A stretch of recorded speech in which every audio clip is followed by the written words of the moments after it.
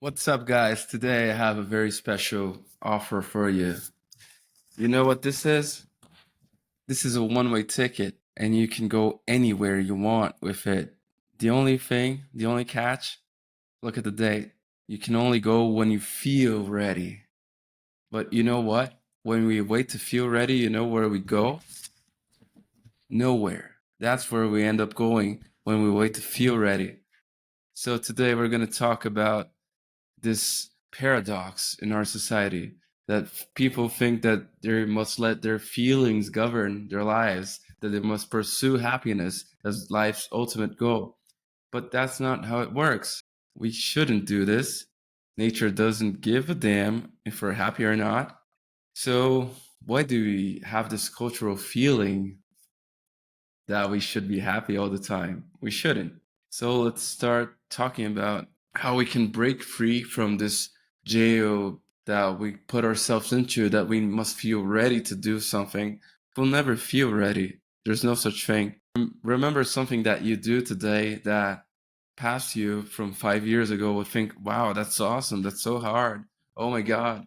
He can make a presentation for 20 people, or maybe she can get a new job. She can write a blog or whatever. He can cook something that he never thought he would be able to, or she can travel alone, whatever it is.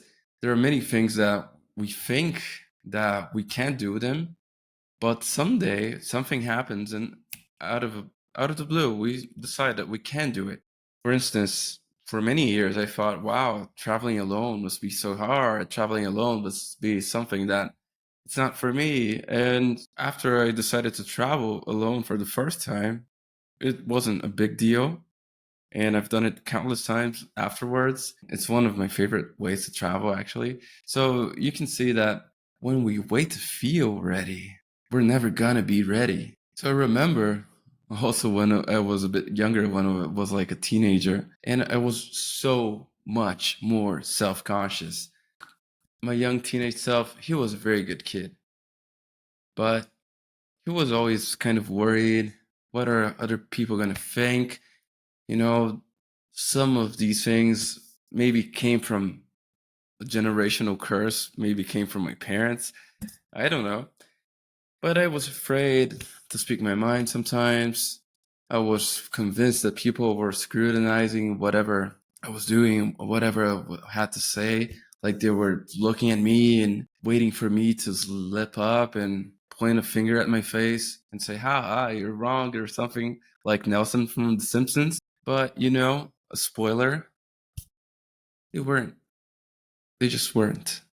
They didn't care as much. They didn't care. They had their lives. So the moment you put this in your mind, that it's all in your head, that people don't actually care. If you go to the shopping mall or whatever place is very crowded in your city or town or whatever, wherever you are, and you lie on the ground, people may look at you, they may think like, what the hell are they doing? But they don't care. They won't remember. Everyone's so full of information. Everyone's got these gadgets on their hands all the time, and they're so full of dopamine hits that they won't care. They just don't care. So remember that this is all in your head, and stop thinking about what other people are thinking of you. They aren't thinking of you at all. So when you think about your past self and all the opportunities that you could have taken and you didn't, all the shots you could have taken and you didn't because you thought, oh, what are they going to think? Oh, you saw someone that you found attractive and you wanted to talk to them and you wanted to go out with them, but you didn't have the courage to say hi. Or there was an opportunity at work or some scholarship or something you wanted to do in your life or somewhere you wanted to go to and you didn't go. You had the chance and you missed it because, just because. So here's the kicker. Today's you is tomorrow's you, past you. Yeah, so don't let the future you regret the chances he didn't take. Make future you proud. Okay? Remember, our feelings, they're all in our heads, and they're driven by ancient mechanisms of survival. Yeah, because as much as we like to think that we're super duper intelligent, our self-image as Homo sapiens is so lofty, but we're still biological machines at our core. We're not that different from a lizard. So we kind of got two brains, and many people much, much smarter than me have talked about this. For example, the famous book Thinking Fast and Slow, that I'm not sure right now, but I'm pretty sure it's Daniel Kahneman's. I'm going to check. Yeah, Daniel Kahneman. Awesome book. And it talks about our two brains. The fast brain, that's the intuitive brain that does things at a whim. And the slow brain, that's the brain that actually thinks. That's the newer parts of our brain, like the neocortex, the more advanced parts of our brain that have to do with our deeper cognitive functions. But the thing is, most of the time, who governs our actions is our croc brain. Who governs our actions is the brain that's more primitive, that has to do with survival, has to do with our basic instincts to keep ourselves alive, with the most basic echelons of the Maslow hierarchy of needs, basically. So, what does nature really want from you? Does it want you to be happy? Does it want you to be living in a pink world like Barbie? Not actually, no. Nature just wants two things from you. It wants you to stay alive, and it wants you to have a ton of kids. No, really. Nature just wants you to stay alive until you have kids and help your kids grow so they can have their own kids, and then you can die. Yeah, really. That's it. Nature doesn't care much more than that. Does this feel a bit extreme to you? Maybe. It might be a bit, but it begs a question. Because I know we have intense feelings, we have feelings that are deep, but they're actually rooted in survival. All our feelings have this root in survival. We only have two main drivers in everything that drives us. There are two main drivers: pain and pleasure. So we're constantly looking for ways to maximize pleasure and for ways to minimize pain. And this is deeply rooted in survival, because everything that we consider pleasure has to do with dopamine, has to do with surviving, with food, with sex, and everything that we associate with pain also has to do with surviving, but in another sense, it's more about not dying, pretty much. When it comes to the first objective, staying alive, our most primal instinct is self-preservation. That's why we're so captivated by hero stories, because they put others in front of themselves. They risk their own lives, their most precious gift, in favor of others. And what about reproduction? I mean, nature has made a very compelling objective to reproduce.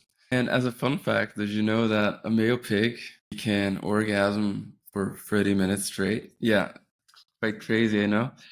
But it's not just about having kids. We have to nurture them, we have to make sure they grow, we have to make sure they pass on our DNAs. We're just flesh drives when you come to think of it. So, you know the harsh truth? Nature doesn't care about happiness. So, if nature doesn't care, why are we still pursuing this elusive happiness thing that we will never get to? Why don't we just stop pursuing happiness? Why don't we forget about that Kid Cudi song? Because when we're pursuing happiness, We enter a never-ending cycle. We think, oh, I'll be happy when I finish school. And then you finish school and you say, I'll be happy when I get a job. Oh, I'll be happy when I get a promotion. I'll be happy when I get a girlfriend. I'll be happy when I get married. I'll be happy when I have kids. I'll be happy when I retire. And you know what? Are you going to be happy when you die? Are you waiting to die to be happy? So why do you postpone your happiness? You're always thinking it's just around the corner, but guess what? The corner never comes. The corner will never come. You'll be happy when you allow yourself to be. And many people, they get stuck in a trap. That's very common. They start confusing happiness with pleasure. And make no mistake, pleasure is pretty good. Everyone likes it, but it's not all that there is to life. So you might remember the tales of the Greek gods, of Dionysus or Bacchus in the Romans. He was a total Chad amongst the Greek gods. Dionysus, he's the god of fertility, the god of festivals, the god of wine, just the good stuff, right? And these stories, they warned us about the pitfalls of hedonism, that pleasure seeking for its own sake rarely ends well, because sure, we must have moments to party, we must have moments to seek pleasure, but they're only this, they're moments. Pleasure for its own sake is not good. That's why so many people are looking for the next dopamine hit. And for some it's sex, for others it's drugs, or food, or gambling, or maybe just using your phone or Netflix. But none of these things will bring you true fulfillment, I promise. None of them will make you happy, like actually happy, not joyful at the moment, not feeling pleasure at the moment. So the real question is, what will bring you the true happiness? Because happiness is like a pot of gold under the rainbow. Happiness is a butterfly. It's not about chasing it. It's about giving yourself permission to experience it. So how can we discover true happiness? Well, first of all, where is it really? You know it's not at the end of another bottle. You know it's not after another Tinder date with someone you barely know and you're there kind of thinking, wow, I guess I should have stayed home. Maybe it was for the best if I stayed home. No, happiness is not there. Happiness, actually, it's something that takes hard work. Because believe it or not, in our biology, the same biology that tells us to stay alive and have kids, it also teaches us that happiness isn't about instant gratification. Because have you ever noticed that some of the most challenging things that we do are the things that bring us most joy? For example, the feeling you have after you come back from the gym, after having worked out, with all the intense endorphins in your body, isn't that something much more durable, something much better than what you feel after, you know, orgasming?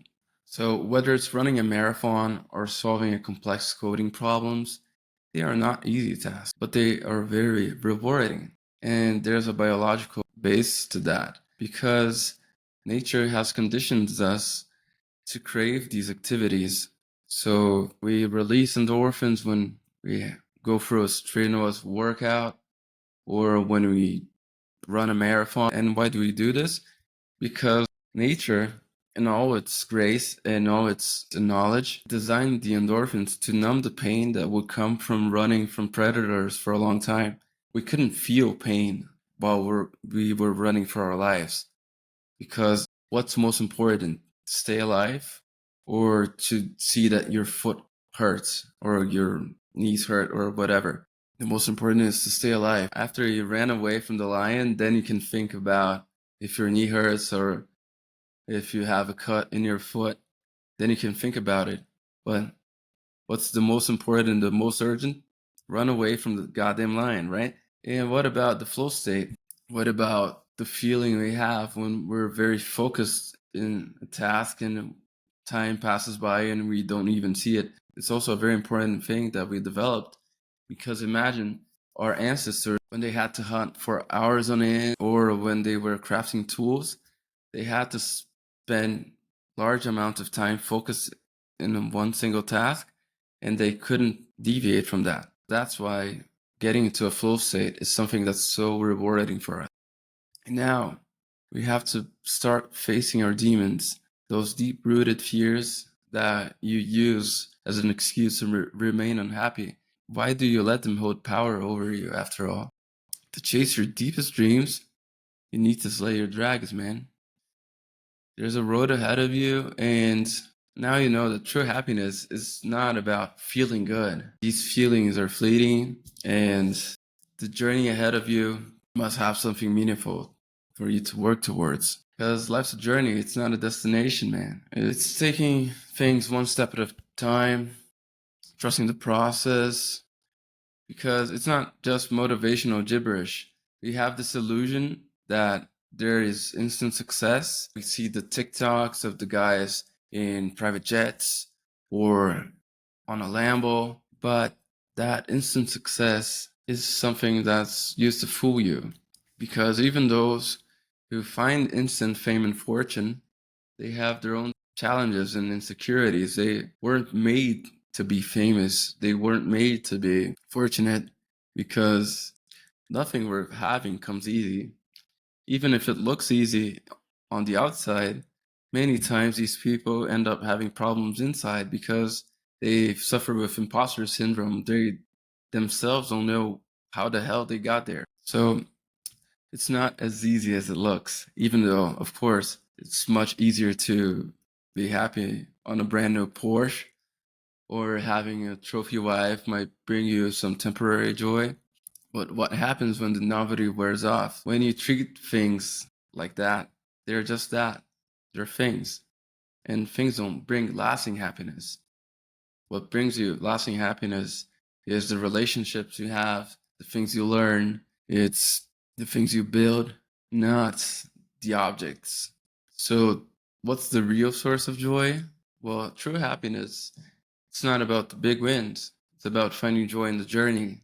It's about appreciating the process, the ups and downs, the small wins along the way, the things you build, the relationships you build, the business, the career. These are the things that will bring you joy. Think about when you're 80 or 90 or 100 years old and you're in your deathbed, who you think will be there for you? Probably your spouse, if they're still alive, your kids, your brother, sister, a few friends, very few friends that are real friends.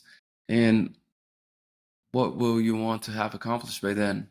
You want to have accomplished a lot of hedonism, and all the faceless people that you made out with, or all the meaningless drugs you use? No. You will think about the places you went to, the memories you created with the ones you love. That's what you're going to think of. And that's what they're going to cherish after you're gone from this world. Life's an infinite game. It's the ultimate infinite game. And you know what your goal is? Keep playing. Learn. Enjoy the moment. One day, it will be your last chance to play. So just enjoy. Break free. Ditch the feeling ready trap. The right moment is a myth. The right moment is right now. Nature doesn't care about your happiness.